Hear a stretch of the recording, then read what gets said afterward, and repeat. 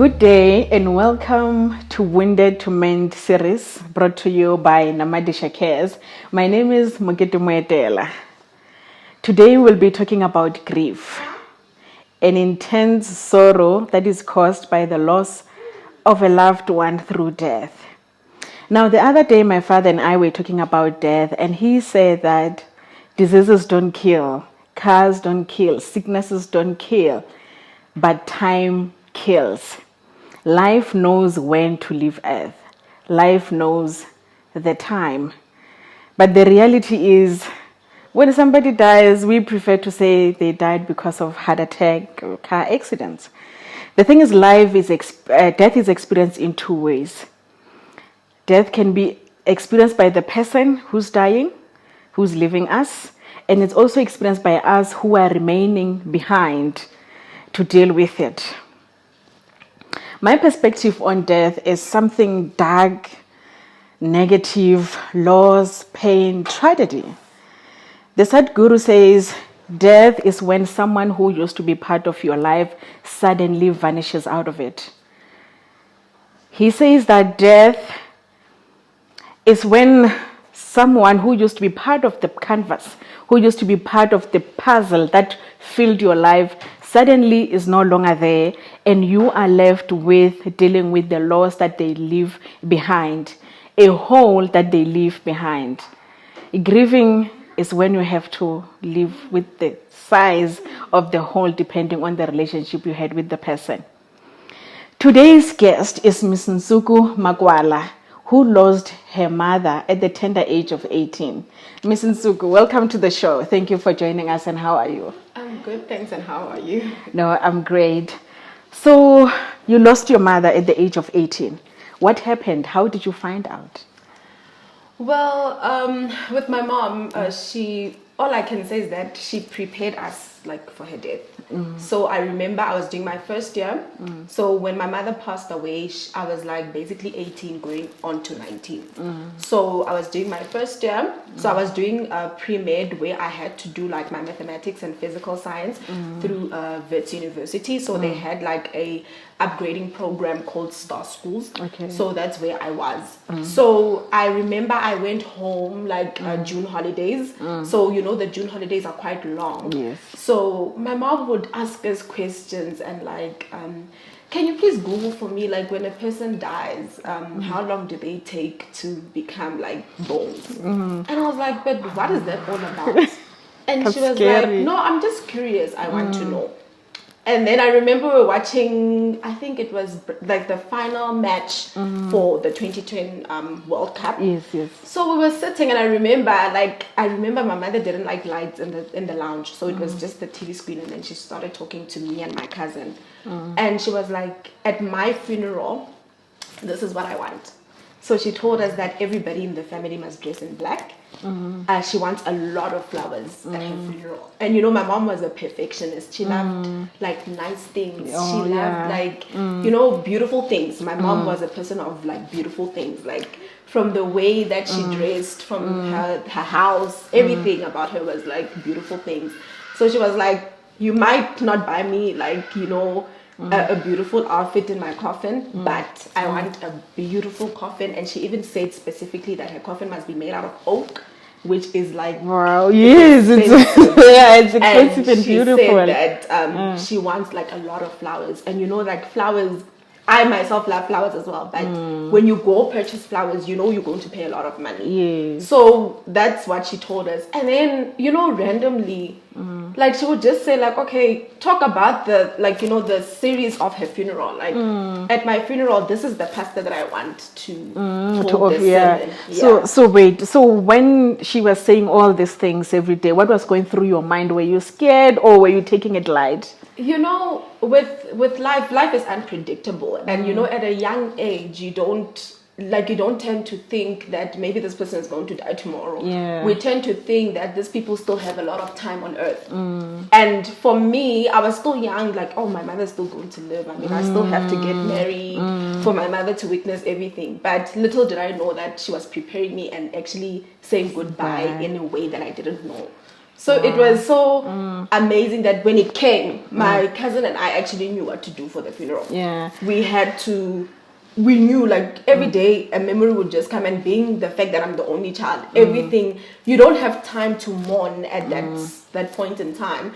So you have to basically be on the ball, sign everything. I mean, I was 18. I didn't even know some documents that I'm signing. Like you read and you don't understand. But because the funeral had to take place, I had to take initiative. And I'm so grateful that my mom and her sisters are so, I don't know, they were so close. Like they knew my mom.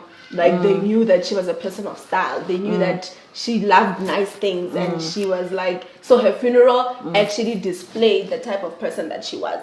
So, you know, every week, like my mother had a generous heart. I remember every week somebody would come with something. Like we would go to places like, whose funeral are you guys planning? And little did we know that my mother was known by a lot of people. Wow. So she was a quiet person from when you see her, but when you go to different places, would be so surprised that, oh, my mother was known by a lot of people. Yeah. Then they'll be like, oh, okay, fine, I'll give you discounts and all of that. And we'll be like, okay, so this person was known, but she didn't portray that type of personality. So it was really, for me, I didn't get a chance to. If you can ask me what happened at your mother's funeral, the only memories that I can remember is when I had to go view my mother's body. And when I was busy running around trying to prepare for the funeral. But the day of the funeral, I do not even have a memory of it. So how did she die? Was she sick or what happened? So my mom had like a condition where you actually have blood clots on your lungs. So she actually found out, but my mom was a person who, she didn't love the doctor, I must say. So I remember she kept on saying like, I've got a heart condition, but knowing that there are doctors, we thought that she's going to be okay. So what happened is that I remember I was writing mathematics that day, and then she called me and she was like, I collapsed at the office, and I was like, do you want me to come home because I'm in Joburg, so I can actually come back, and then I can take care of you, be there for you. Exactly, because it's so frustrating when you have a mother, but she's not feeling well, and I'm at home, I'm here at school and stuff. So I said to her, Mom, I'm gonna take a bus, I'm coming home. She was like, no, man, I'm you fine. Don't have to. I'm okay. So she called me again. She was like, no, I'm at home. She called me so many times that day. And I remember the last SMS that she sent me, she said to me, my mother was not a person who would tell you that I love you very much. You know, our black mothers only tell you when you're sick or when you're like, you know. So I remember the last SMS, and to date, I still have it on my laptop. Oh, yes. That she was like, always remember that I'll always love you. That was the last communication. And she was like, please wake me up at 6 o'clock on her phone call that we had, the last phone call. Little did I know that at 6 o'clock, my alarm rang, but I couldn't even reach for it. So my mom collapsed in the house, and she was alone. But luckily, the helper was coming to come and help for that day. And then that's when she found, and she called my aunt, and they found her. Okay. So now, this story is very touching and painful. But so after they told you that she has passed on, and knowing that grief has different stages of regrets and grief and guilt, did you ever feel guilty that you were away? Did you have regrets that I should have just went home the first time she said she collapsed?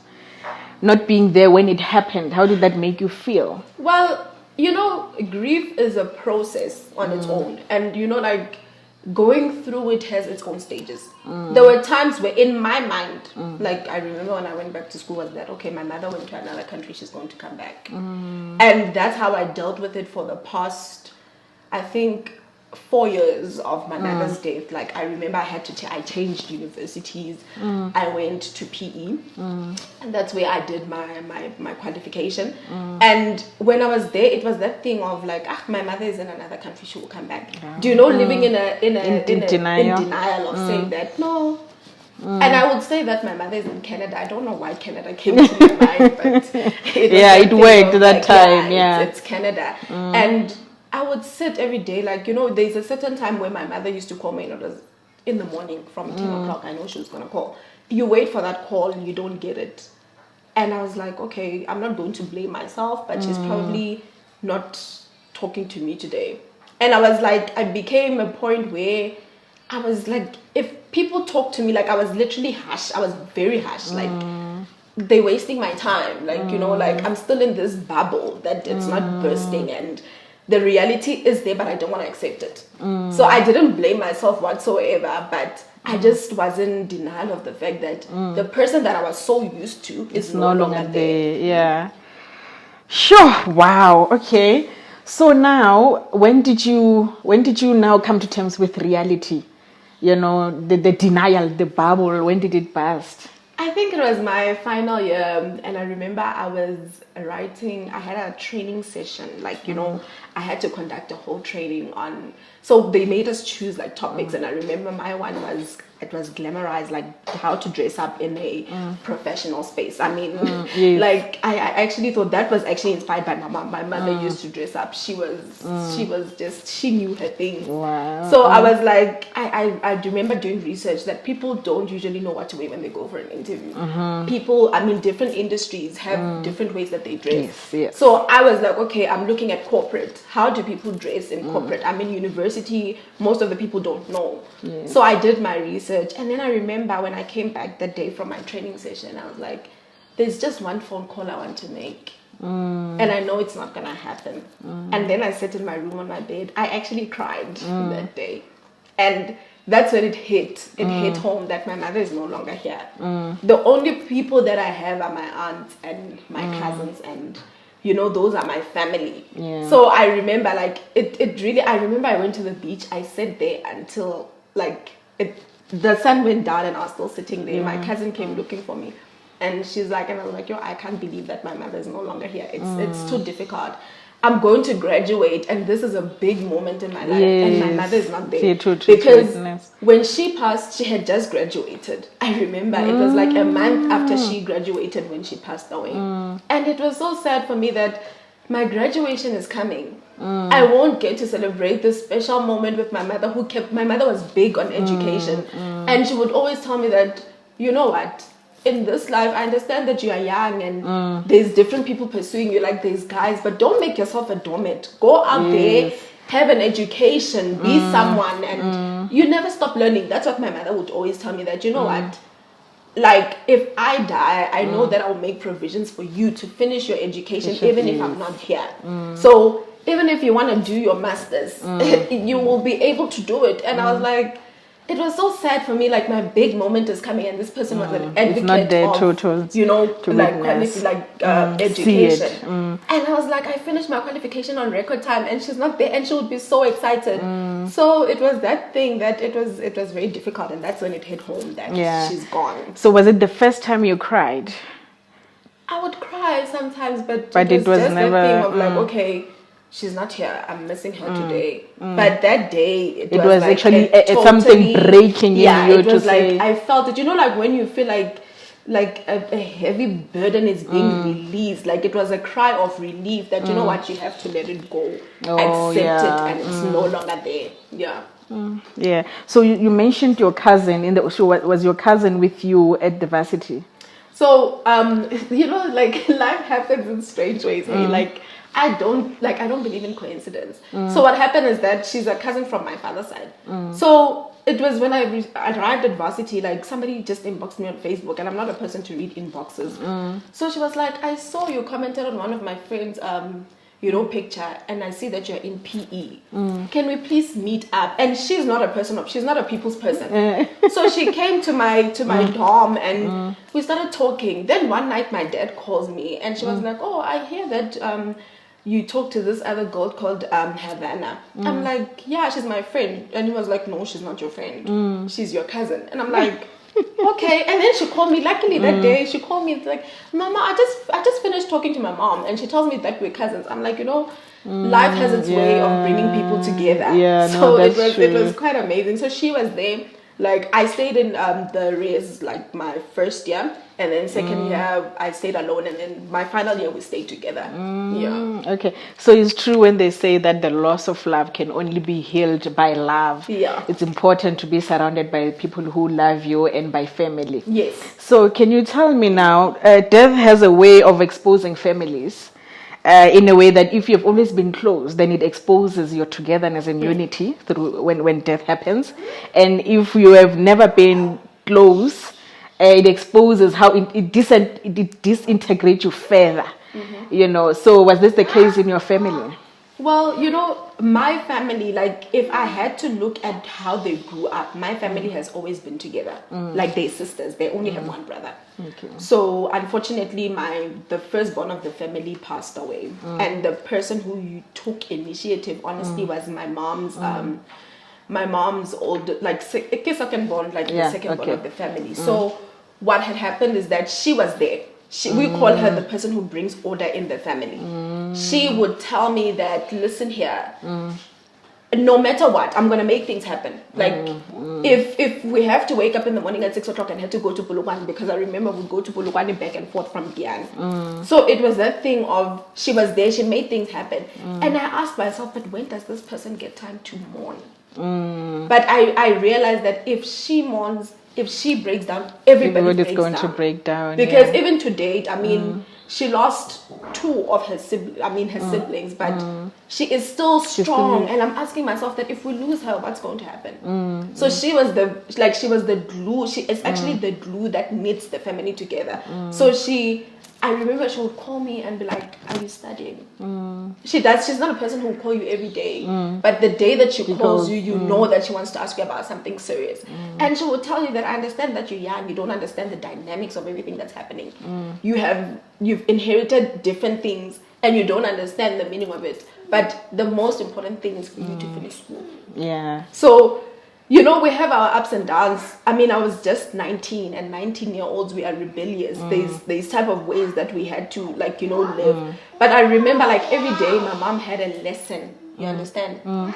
She would teach me something that I would always reflect to it, like, okay, fine. Here I am. I've got one opportunity to study. I've got one opportunity to become something. Do I want to disappoint my mom or do I want to make it? Yeah. So I had to literally grow up at the age of 18 and make wise decisions from there. Life. And you know, people will talk and say, you know, she's left with a lot of money because she's the only child. But do they know your financial circumstances and do they know what the inheritance is all about? My mother valued education. I had to make sure that I don't disappoint her. So how was your first birthday without her? Can you take me through it? Like waking up in the morning, expecting a phone call to say, happy birthday, my daughter, and it's not coming. How was it? You know, one thing that I'm grateful for is my dad. I remember my mom was big on gifts. She was big on gifts. I mean, she would even buy the gift a week before your birthday. And I always had a way to find out when she buys those gifts. Like, she would just come back with it. She didn't know how to hide it. And I was like, so who did you buy that watch for? Or those sneakers? Like, come on, you're spoiling the surprise. And then she was like, no, somebody sent me to buy their daughter's sneakers. I'm like, exactly the ones that I wanted. Yeah, this girl is so lucky. And she would wake you up in the morning, give you your gift, sometimes sing for you, and she would give me the gift. So I remember my first birthday, I was in Joburg, and my dad, we had lunch, I think, and he bought me like a typo watch, you know. So I was like, this is the second birthday that I'm getting a watch. And to me, at least my dad tried to make it memorable and something that I would remember. So, but it was difficult. I don't want to lie. Like my cousin's sister, she stays like here in Joburg. Like she was there. She would ask me like, are you fine? What do you want to do? Like my cousin brother's wife, she always made sure that if I'm not busy, she would come. Like, no, come and spend time with your nephew.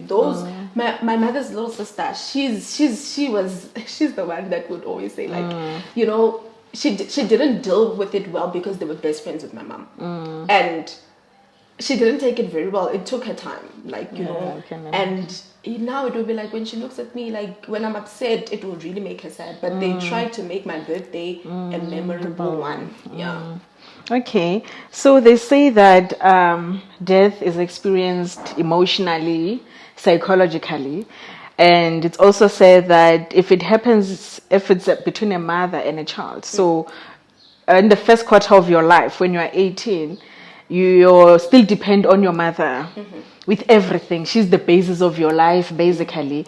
And they say that when death happens at that age, you actually feel it physically as well.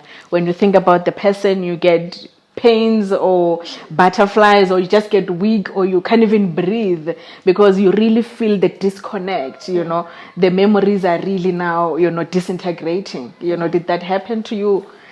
Did you have such episodes? Well, with me, it was just denial. Like people experience death in different ways. True. Some people go through denial. Some people break down. I mean, people get admitted for depression because of somebody's death. People get sick and you don't know what's happening with them. But luckily with me, it was just denial. And I'm a person, I didn't believe in psychology. I was like, psychologists are only for people that are crazy. But it did help me. Yeah. I remember my session was at 10 o'clock. It finished at 2 and I was talking. I was just talking like... And you know what my psychologist said to me? She was like, like you were just talking, like you really had a good memory of your mother. Like you just spoke about her. You literally said everything that you loved about your mother, but you need to, it's time for you to accept that she's no longer there. And you have to pop out of that bubble. But you're telling an 18-year-old who's just, in my mind, it's like I always say to people that you can tell someone something as an advice. But does it register to the mind, and are they going to use it, like are they going to take the advice and use it for themselves? So I always say that I can tell you as much as I want to tell you, but it's up to you on how you want to use the advice. So like I'm an 18-year-old turning 19 and you're telling me what to do. Yes, I debriefed and like I'm trying to get through the process. And I remember one thing that helped me is that I was not aggressive anymore after that session, because I was like angry at everyone. Like these people are just, they don't understand. And there's a time where, like I always said, and I've seen it in a lot of people that have lost someone. People tend to look like, oh, she was her mother's only child. How is she going to go about life? I still don't like that. When I went to church, I felt like everybody is staring at me. Like, how is she going to go on? Like, grandmothers, like, I don't know, maybe it's me, but grannies will always say that, so how are you, my child? Like, and I would be like, don't feel, and there's a time where I actually once said it to someone, don't feel sorry for me. Life has to go on. I mean, like, to date, if I see somebody that knew my mother and who's older, they'll be like, how I wish your mother was there. I'm like, guys, let's just honor her memory. She is no longer there. I do not like it when people feel sorry for me. It depresses me in a way. Yes, no, I know what you're talking about. Actually, when I experienced loss in my life, I actually felt like there's a dark cloud on top of me. When I walk around, it's here. People can see. That's why people are staring at me. Like, I feel like people are like looking at me and judging me somehow that, oh my word, she still has the dark cloud. Oh my word. Even the strangers, I feel like they see the dark cloud and judge me and say, I wonder when did it happen and what's happening, But when you're going through grief, what do we want people to tell us? How do we want people to be there for us? Because a friend of mine recently lost parents to COVID. And I would even WhatsApp her and say, I don't know what to say to you, But actually, when you're going through that, when you've lost your parent, what do you want people to say to us when they call us during the week when we're still preparing, or after a year, what must they say? That, what do we want? Well, I actually... like I have friends who lost, and I thank God that I had to experience it like at a young age. And I always tell people that nobody can tell you that things are going to be okay. Nothing is okay. No one can tell you that God will never give you a burden that you cannot carry. It's difficult. No, we're human. We are human. We have emotions. We've got feelings. But I always say to people that go through the process, if you want to scream, scream. If you want to be away from people, be away from people. Nobody can tell you how to handle this thing. Some people don't want to see people. Some people don't even, they just want to sit in a corner and cry. But one day, eventually, you will have to face reality and say to that person that they're no longer there. And that's the sad reality that I always tell to people, that friend, your parents are no longer here, or friend, your mother or father is no longer there. Deal with it as it comes. Take it one day at a time. People will be like, no, but this person is gone. Life has to move on. How is life supposed to move on if I haven't been through the process? Yes, so I don't have experience. Exactly, I don't know how to do this. So I would say that take each moment as it comes. That helps. Yeah, that really helps. Yeah. So how do you feel when people say, hey, you're strong? You know, do you want to be strong? Sometimes you don't have a choice.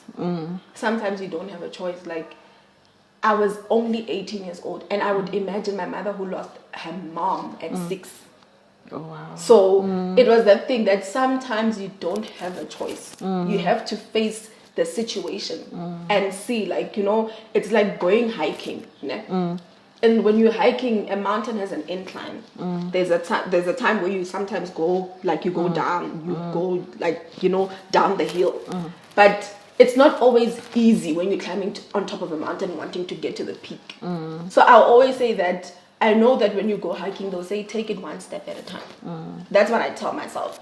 People will say, you know, till today, they tell me that, you know, I've never seen somebody as strong as you are. Like, you are very strong. And I'm like, you know what? Sometimes some situations that I face in front of you, even if it's a bottle of chili sauce that is so hot, you will have to stomach it and be strong. So with me, it's just allowing the process to take its course. I'm not strong. There are days where I'm vulnerable. I want to cry. There are days where I need a hug from my mom. As much as my aunt can be there, it's not the same. There are conversations where my aunt can have with me, but it will not be the same when I have with my mom. So it's that thing of accepting that this person loved me, this person was here, but I have to live my journey without them. So how do you maintain the bond or the relationship with her? Or you don't believe in that? Well, you know what? My mom is a person that loves flowers, and I think I've also adopted the ritual of that. So my mom, you know, sometimes it would be weird. Like, she would talk to her plants. Like, she would water them, like, you guys are not happy today. You know, like, and if you went to my mother's house was green. They would tell her to cut down trees. She was like, no, do not interfere in my things. So with me, I have a thing of when I buy a flower or maybe a pot plant or herbs, if they don't look healthy, I feel like something is wrong in my life. Or if I don't, if it's starting to look weird, but if it's blossoming, I say that it's luck. Okay. And then what I do recently is that I have a picture. I remember since varsity, I had a picture on the side of my bed of my mom. Everywhere I go, wherever I move, it's still there. Even today in my room, it's still there. I do have conversations where I will talk to the picture and say, you know, I'm not feeling well today, but do you like me being in this condition? I know she won't say anything, but you know, I believe that we have guardian angels and they're watching over us every time. And something that I do right now, as I don't know, like, I believe there's God, and the people that connect us to God are our ancestors. So what I say to myself, I light up a candle. Like, I actually started doing it like on a Sunday, which is like I'm ending my week. And I do it on a Monday as well when I start my week. And I tell my mom, because I haven't been to my mother's grave in the longest time because of COVID. And right now, it's like, for me to keep my sanity is like, I talk to my mom, I light up a candle, and then I just talk. And, you know, like, it at first it was weird, you know, like, but sometimes, like, recently, like, I feel a presence, and I'm not scared. Like, I just feel like she's there, she's watching over me, she's giving me strength. So I talk, I light up a candle and talk to my mom that this is what happened this week at work. You know, like, my work is stressful, but I always say that, like, when I talk to my mom, I get that ease of relief. Like, okay, fine. And that you're not alone. Exactly. Yeah. So it's a closure that I do for myself recently. And my daughter sits next to me when I'm doing this. And I'm like, okay, am I installing a culture here that maybe one day it might help her as much as it's helping me? So that's what I do. And when I go home, I buy flowers. My mother loved flowers. So I would buy her like a nice bunch of flowers and put it on her grave. When I get to her grave, sometimes I don't talk. I just look. And my aunt will be like, aren't you going to say anything? Let us give you space. But I don't find myself saying anything. I just stand there and stare. And I'm like, you are with me every day. So today I'm just coming to your final place of rest and just coming to put the flowers for you. Yeah. Okay. So now you told me something interesting about keeping her memory alive and celebrating every day in your life. Yeah. Tell me about your two projects, the book and the kitchen. So I will start with the kitchen because it's something that I've kicked off, and you know, my mom loved cooking. Like my family knows that whenever there was a wedding or whenever there was a family get together, my mother would be the person to discuss the menu. And the person that took over that is like my cousin brother's wife. So I just, sometimes when I see her, I just see my mom. So what I decided to do, like December, I sat down here. I didn't go home, so the whole family came to Johannesburg. So what happened is that I sat down. I'm like, you know, I love cooking. Like, you know, my food. Everybody will be like, when are you gonna cook for me? Like, your food looks appetizing. So what I decided to do is start like a little. Like, I cook on Saturday, so I display my menu on social media platforms like your Instagram, your WhatsApp, Facebook. So I named my company like Akua's Kitchen, because like Akua is a Ghanaian name for being born on a Wednesday. I just love the name. Like, it's a beautiful name. So I nicknamed myself Akua. So some other people till today, like in university, some people used to call me Akua because I love the name. It's a beautiful name. It is. So some people still call me Akua, but I was like, okay, fine. A lot of people know me with Akua. Let me just say Akua's Kitchen. And it's my target is not basically South African traditional meals. I know how to make jollof rice you know, because I love culture. I love, you know, I interact with people from different places of the world. When I meet somebody, like I'm a relator. I love talking to people, and that is one of my strengths. So when I meet somebody, maybe in the train, like they're going to the airport, I'll ask them, where do you come from? And we'll talk. I'll be sitting at the airport waiting for my flight to maybe a meeting, like I used to do when I was still working, like at one of the foreign governments. And I was like, you know, like I would have conversations, and some people will exchange business cards and we'll talk. I mean, networking is my thing. So I love culture. I love learning about different cuisines, and I teach myself. Like, I can make jollof rice. Some people are like, but how do you fry a banana? I was like, it's not a banana. It's a plantain. Yes. So, and I'm like, you know, I love that. It's something that I love doing. So that's the reason, hence the name Akua's Kitchen. If somebody from Ghana can be like Akua's Kitchen, they'll be interested in buying my, you know, coming to see what Akua's Kitchens provides. I mean, I also want to incorporate maybe in my menu to make, okay, fine, today we're having jollof rice and maybe smoked fish. Like, you know, the way that they cook it in Ghana, like they wrap the smoked fish in plantain, you know, plantain leaves. If I have an opportunity to get plantain leaves, then I'll do the same. Because I don't want to focus on South African cuisines. We are a diverse world. There's different places in the world that has different, so that's what I'm trying to introduce. And in memory of my mom, that's what I am doing, because I actually have a long-term vision for it, where I have like a restaurant that doesn't only focus on South African dishes, but from Monday to Sunday it will be themed based on different countries in Africa. Wow. Okay. And then the book, tell us about the book that is coming. The book is like, you know, my best friend has been on my case about this. So Dawn is my best friend, and you know, we talk about everything. And she was like, friend, but I remember you sent me an introduction of your book. What's happening with that? And I'm like, you know, every time I write that book, it takes me back. As much as I don't want to go back, but you know, some people ask me every day, especially even older people that have lost like their mothers, they always tell me, but Nsuku, how did you do it? Yeah. And I was like, you know, I cannot give you my advice. We are different people. We go through different things. Like, we handle things differently. But I had to go through each and every process. So I actually named it The Journey Without, because at my mother's unveiling, I remember my pastor saying that your mother's not here. Now you will have to walk this journey without her. And then I sat down and I'm like, yes, indeed, I'm walking a journey without my mother. So I'm going to name my book The Journey Without. I mean, you know, so many people think that when you are with your parents will never leave this world. True. You will never lose your husband. You will never lose somebody that's so close to you. But I always say that God gives us the time with somebody, and He takes it away from us. So there's a time with and a time without. Yeah. So for me, that's why I came up with like a journey without. Like, it's not not going to focus on only death. Yeah, but some things in our lives that we come across. I mean, like right now with the pandemic, I lost so many people close to me. It took me back. It derailed me back, and with the journey, and I'm like thinking that, you know, we're still going to lose a lot of people. It doesn't mean through death we can lose possession, we can lose jobs. How do you handle that? I for one went through a time where like you lose a relationship with somebody that you thought was your everything.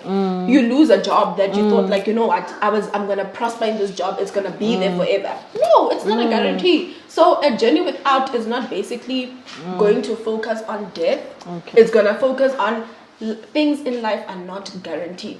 You can have something today, but you don't know when you're going to lose it. But how do you handle it when you've lost it? What do you do? What do you have to do? So it's really going to be, it's an amazing thing that I want to do, just a little project that I started for myself. And, you know, with the lockdown, I just feel like I had the courage to write again. So, like, I'm writing it down, and I just pray by the grace of God, I just pray that by the end of this year, or maybe mid next year, I'm done. Wow. Okay. No, we are definitely looking forward to reading the book and tasting your food from Akua's kitchen. So, Winded to Mend. We go through things in life in order to help others, you know, to help mend other people who are struggling with getting out of, you know, situations or go through the situations. Life has taught me that we all go through things. Life happens. But there are people who want to go around the situation, go over the situation, when it is really helpful when you can just go through it so that you can start the healing journey. So for youngsters who have lost their parents, what must they do? How do they deal with this? You know, having a real conversation with a person for me is the best. Like, I use it on every approach of my life that, you know, is this how I want my life to be? Remind a person that you have a future. This person is no longer here. They are not going to wake up and say, hey, go to school. They're not going to wake up and say, hey, you have to graduate, you have to get a job. I always say that I have, how can I put this? I have realists in my family. Like, my mama is she's a realistic person. She will tell you that the amount of time that you're crying, there is so many things that you would have done. The amount of time that you're sitting here complaining, you should have come up with a plan. I want to be in your family. She says it as it is. It's harsh, but it's a harsh truth, but it's true. You will sit down if you're a person who values advice, if you're a person who values your future, she will make you realize that you have to wake up in the morning and do something. They lost their mother at a tender age, but all of them are like people today. The way that they live, you would never think that they lost their parents. You probably think that there are people that grew up with parents. I mean, for my aunt, both of my aunts, like my other aunt who's late, they were teachers. My aunt, one of my aunt works at ESCOM. My uncle can fix a car, you know, like he's good at that. My mom was an HR person, you know. So we are talking about people who went to school and people who love learning, people who are educated. So I always say to that, she always says to me that if you want to spoil your life, it's up to you. And she will give you examples that, there's a great example. Do you want to be like that? And you'll be like, that's not how I want to be. So it also depends on an individual. If you see yourself that I need to change my situation, you will change your situation. There is so, you know, they always say that you can take a donkey to the stream, but you cannot force us to drink water. True. So if I'm a vision, like I'm a very idealistic person. I'm a visionary. I love a good life. So I always work hard towards what I want. And is death going to stop me to achieve those dreams? We used to talk about so many things with my mom that, you know, Mama, when I start working, I'm gonna buy you this. I want to change our house. We're gonna have a big house. I wanna have like a big house. I wanna get married. I want to do this, but am I going to achieve those things while I'm still sitting down and crying and I say that I've been through a loss? Sometimes people use grief as an excuse to do something. We have situations, like I'm an HR person, and we have situations whereby you can see that this is taking a toll on someone. And that's the reason at work we have like wellness programs that can assist people. And it's a psychological thing. Some people don't believe in psychology, but I, as an HR specialist, I deal with people on a daily basis. I can make it informal. People don't understand that counseling doesn't have to be with a professional. It can be with somebody who's been through the experience, but in an informal way. You find yourself having a conversation with a friend on the phone, and the conversation leads to, but friend, how can I go through these things? And then I give you my advice. You come across other people when you're sitting down and they'll start talking about it. I say that counseling can be formal and informal. A formal process will then come via me talking to a friend and say, but you know what, counseling also helped me. And you'll be like, tell me more about counseling. And then we start talking about such things. So I always say that to people, that be there for the people that are going through grief. I'm always there. I'll tell you, like, also focus on the things that you love. And one thing that I remember, I just don't remember who once told me, but the person said to me that, what did your mother like? And I said she loved cooking. What did she value? Education. Where did she want you to be? I was like, she wanted me to be successful. Those are the words that actually said, hey, you need to start being something. You need to wake up. Or sometimes I just feel like maybe she's standing there. You know, there are times in university that we are rebellious. We are be like, but I just lost my mom. So even if I do this, I'll get away with it. No. There are times where you'd be like, no, I'm not going to class. I would just imagine what my mother and what type of phone call my mother was going to give me because I didn't go to class. So I always say it's always the approach on how you deal with situations. But counseling is the best, be it informal, be it professional. So you have to find a way of like know who you're dealing with before you come and approach, because some people will tell you that, but who said I want to talk about that? Come in, like I always say, infiltrate little by little until you get there. Infiltrate little by little until you get there. Mortality is the fundamental reality of our existence. As much as we live every day with death being our everyday reality, it is still difficult to come to terms with death. I personally encourage grief counseling in this regard, because grief counseling is the process of helping people facilitate complicated or normal grief towards a healthy adoption of the new life without your loved one within a reasonable space of time. So I'm just going to give you 4 things that grief counseling would help you with. It will help you increase the reality of the loss so that you can deal with it.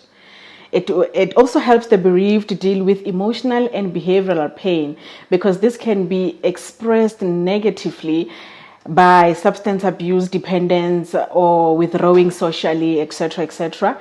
It also helps the bereaved overcome various hindrances to readjustments physically, emotionally, and spiritually after the loss. And finally, grief counseling can help the bereaved find a way to remember and maintain a bond with the deceased while moving on with their life. Thank you for joining us today, and have a good day.